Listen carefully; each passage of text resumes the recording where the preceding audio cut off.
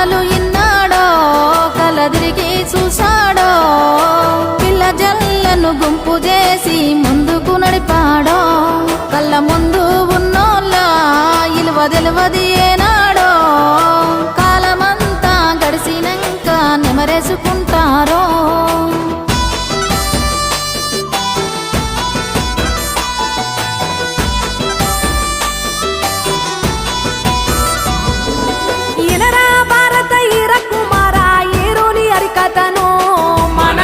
కుంట్ల కథను కనరా భారత ఈర కుమార నేలగన్న కలను చంద్రశేఖర్ అన్న కథను